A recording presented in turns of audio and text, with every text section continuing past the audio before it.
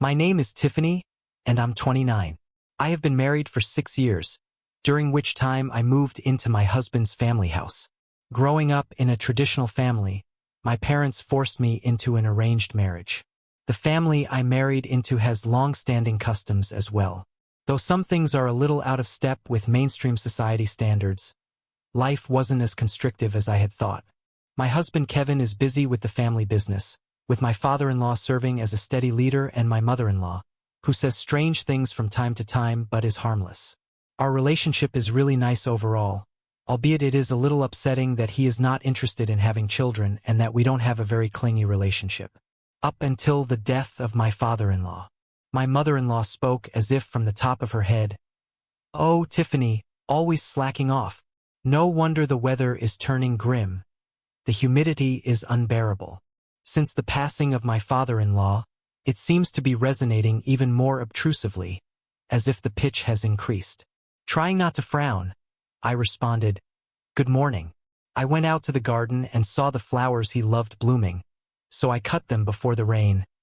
I didn't want to sabotage my morning's happiness, but the displeasure on my mother-in-law's face increased.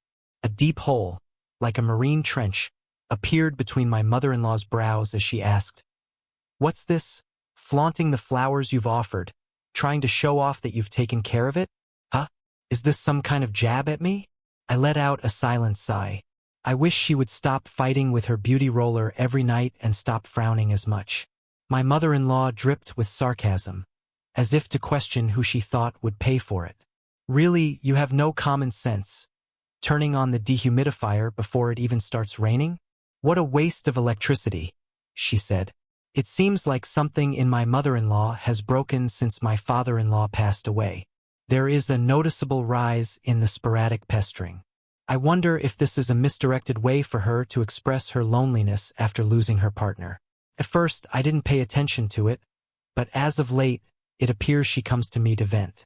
Kevin asked me to wash and dry his shirts for his business trip starting tomorrow. "It dries fastest here," I clarified, but air drying was going to be challenging because the weather prediction called for rain in the afternoon. "Oh, what a grand excuse, blaming Kevin for your lack of planning and being an incompetent wife. How embarrassing, blaming others when it's clearly your fault," she said. However, I hadn't neglected my housework. One cannot plan for unforeseen laundry requests. However, my mother-in-law persists in nagging despite the situation. She spoke previously of the wet and sticky weather, but I find her more unpleasant than the persistent humidity. Worse, she fabricates stories about what happened that day so that my husband will think poorly of me. My husband didn't object at first, but recently, he's been asking me to stop her because it irritates him or he gets upset and starts blaming me. This is why I don't think my mother-in-law's constant nagging and her nearly wholly made-up tattling are going away. Feels like it's getting worse, actually. However, if I approach her face-to-face, her high-pitched voice is so loud that it can be heard from outside the home. And after that, she would ruin the cleaning I had just finished or cut the buds off the garden plants my father-in-law loved, inflicting even more harm. Ultimately, it seems like the most tranquil course of action is to let my mother-in-law have her way and simply say, "Yes, yes, I'm sorry," as we wait for the storm to pass. Finally released from my mother-in-law's nagging, I spoke to the painting once again. "Ach, I'm exhausted, Dad." "I'm sorry for showing you such an unpleasant side," I said. I took care of my father-in-law after he had a stroke, but my mother-in-law did very little, saying, "I don't have the energy for caregiving." After losing his biological father when he was a child, I was first unsure of how to deal with my father-in-law. He would get headaches and joint pains when the weather or seasons changed. I was grateful that I kept the temperature and humidity constant for him. He would often say, "It makes quite a difference. Thank you." But in many circumstances, he was genuinely kind-hearted despite his commanding appearance.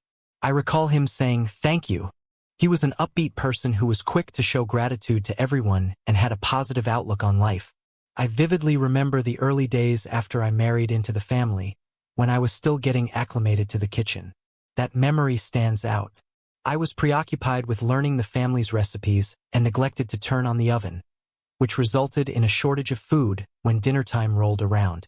Instead of correcting me, which I was bracing myself for, my father-in-law responded, "When you're hungry, any meal feels like a feast. We can just wait a bit," and praised me for always cooking such great food. Even after he got sick, he had a knack of taking away my anxieties. He was like a true father to me. Even when I was new to providing care, he would always say, "This helps a lot. Thank you." Because of this, even now, years after his death, I still find myself talking to his painting in the morning and fretting about the room's humidity and temperature before it starts to rain. The picture of my mother-in-law grinning gave me comfort as she started acting more aggressively. That evening, as I was tidying up after dinner, my husband approached me and held out a shirt I had pressed and packed in the bag earlier in the evening. "Hey, what's this? It's all wrinkled and covered in hair. What's with the bedroom? It's a mess, and the luggage for tomorrow's trip is scattered everywhere. What's going on?" My husband's attitude had altered after the death of his father. "Give me a break. Didn't I tell you I need to leave early tomorrow?" he asked. He had grown more severe in both his words and deeds than before. I came to see that my father-in-law was, in fact, the rock of our family. I was taken aback when my spouse threw me the garment while making a severe face. I raced to check the bedroom, holding the now unrecognizable shirt, and said, "What? What do you mean the luggage is scattered?" The curtains were saturated by the heavy rain, visible through the wide-open window. The contents of the luggage had overflowed onto the bed, leaving scattered bags everywhere. I scrambled to wipe up the raindrops and, in a panic, closed the window. The local cat, Leo, was shivering and soaked in the corner of the room, saying, "Wait, you're Leo." Even with everything going on in the room, I couldn't help but notice the drenched cat and took a soft towel and wrapped Leo in it. "Poor thing. Come here, I'll dry you off." Just then, my husband's agitated voice asked, "What are you doing?" from behind. "Yes, that is a stray. That kind of thing is not worth wasting a towel on. It most likely caused the clutter that the room has. Take it out of this place." What a disaster! The room and the travel luggage are in shambles. And what is that filthy thing? Using a fine towel on such a creature is unbelievable. Your lack of common sense is appalling, my mother-in-law exclaimed, standing behind my irate husband. Far from being speechless, she seemed triumphant in her outburst. "With all due respect, mother-in-law, it wasn't Leo who made this mess, was it?" "What? That's impossible." My mother-in-law shot back, her voice growing louder than ever. "To care for a cat that barged in and wreaked havoc in the house instead of addressing this mess is outrageous." But clearly something was wrong. Kevin had brought a shirt, after all, and it was wrinkled and hairy but not soaked. The clothing and the suitcase would be soaked too, would they not, if a drenched cat had been the source of the mischief? The things on the bed were disorganized, yes, but they weren't wet either. And it appeared that the hair was barely strewn across the shirt. In addition, I had the suitcase closed and put it next to the shelf. A cat cannot possibly move it onto the bed and then pick the lock. That wasn't all, though. There were multiple band-aids all over my mother-in-law's hands. It is evidence that the injuries happened in the afternoon because they were not present in the morning. If my estimation is right, Leo's scratches resulted in those wounds. Neither the screen nor the window are broken. How, then, could Leo enter on his own? And it's entirely wet except for one little spot. And there aren't any damp footprints. This had to be deliberate action by someone. Looking her in the eye, my mother-in-law gradually retreated as I spoke. Her actions amounted to an acknowledgement of her own guilt. "And those band-aids on your hand." But before I could say anything more, my husband's loud voice echoed, "Enough!" Startled by the shout near me, my husband angrily exclaimed, "I don't care.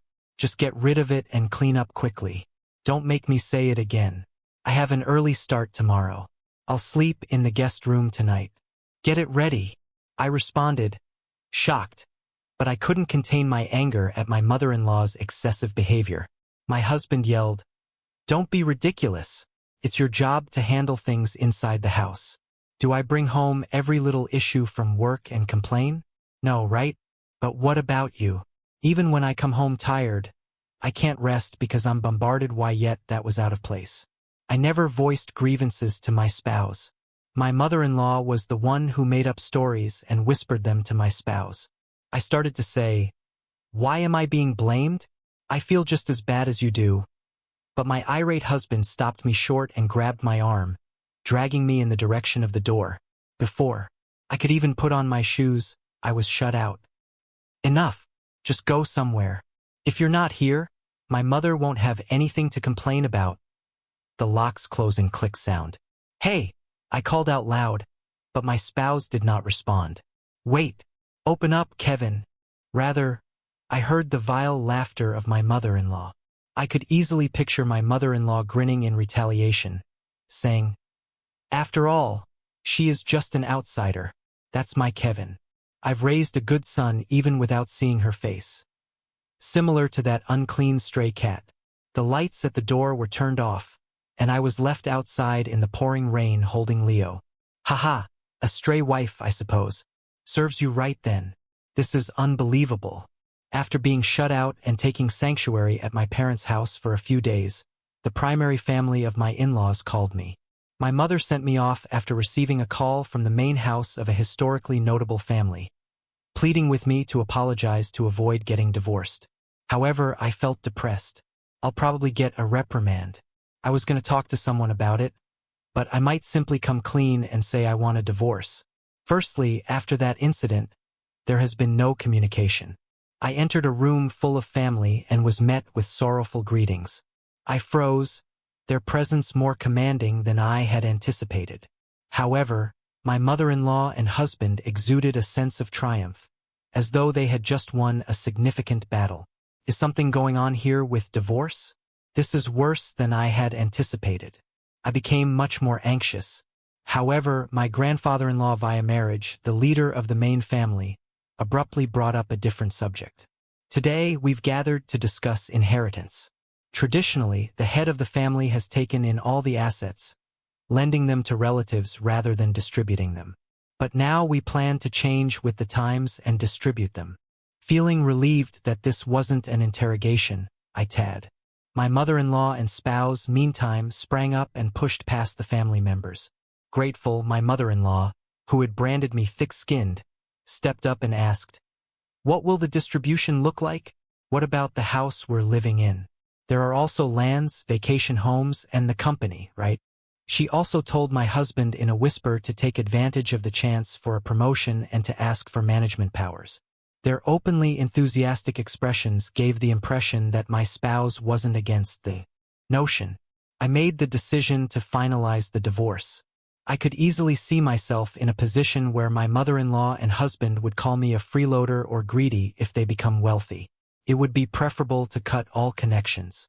I'm sure they would be happy to get a divorce right now. But the grandfather-in-law sighed heavily and said, "There's no inheritance for you two." My mother-in-law and husband were rejected outright, and he said, "Huh? Huh?" The great-grandfather surprised them both by saying, "The inheritance will be distributed to Tiffany. You two will get nothing." My mother-in-law became pale, and I was left stunned. "You must be joking. A daughter-in-law has no such rights. Besides, she just ran away, suddenly showing no sense of responsibility. She's a failure who can't even have a child. We were thinking of divorcing her. Right, Kevin?" "Yeah. Dealing with domestic troubles is a hassle. If we're short-handed in managing the house or the company, it's more efficient and better for mental health to hire someone," he grumbled. After listening to their assertions, the great-grandfather took an envelope containing a will out of his pocket. The father-in-law, the grandfather-in-law, read out his son's will with solemnity while the two appeared perplexed. It specified that all properties given out should be returned to the primary family in the event of a dispute following his death. The primary family would continue to protect Tiffany, the daughter-in-law, though. Put another way, the core family would always be there for me no matter what. My mother-in-law was astounded, and Kevin was left astonished, saying, "This can't be. This has to be a lie." In his lifetime, my son was worried about family discord after his passing. I laughed it off as overthinking, but it seems his concerns were valid. To drive Tiffany into a corner just months after my son's passing. How shameful. The father-in-law grumbled. Tiffany, I intend to distribute the assets you need to live on from now. Lending would tie you to the house, but with a distribution you can manage even if you divorce and are on your own. Or you can remain as the wife of the family and take a son-in-law if you wish. I was adopted too, so I can somewhat understand your position. As the main family, we respect your decision, so don't worry, he said with a grin that reminded me of my father-in-law. Naturally, my mother-in-law and Kevin would not take this well and spit out that the daughter-in-law was the evil one. Wait, that's too much. What have we done? It was this daughter-in-law who left on her own. We are the victims here. There's no need to exacerbate the situation, I remarked, my mother-in-law looking perplexed. At the grandfather-in-law's signal, an unexpected individual emerged in the hall. I asked the grandfatherly figure, "You surprised?" And he produced an envelope that looked like a will. The elderly man in the neighborhood turned Leo over to me, saying, "Your father-in-law asked me to contact the main family if anything happened. Kicking your wife out barefoot and penniless on a rainy night didn't seem right, so I intervened." Right, Leo? Saw it too. I couldn't thank you in person, but I didn't expect such consideration, I said, holding the warm Leo. Thank you for the shoes and fare that night. No need for thanks. I received your delicious fruit. Don't be formal. I owed your father-in-law a favor from the past, glad I could repay it, he said with a tear in his eye.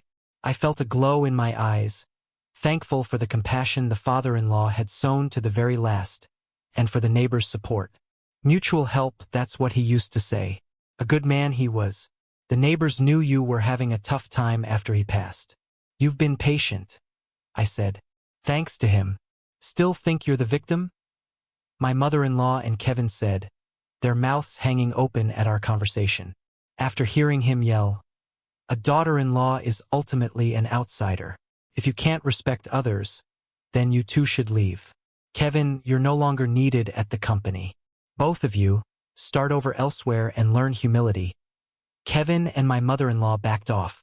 Kevin and my mother-in-law felt like pins and needles under the icy stares of the grandfather-in-law and the gathered family.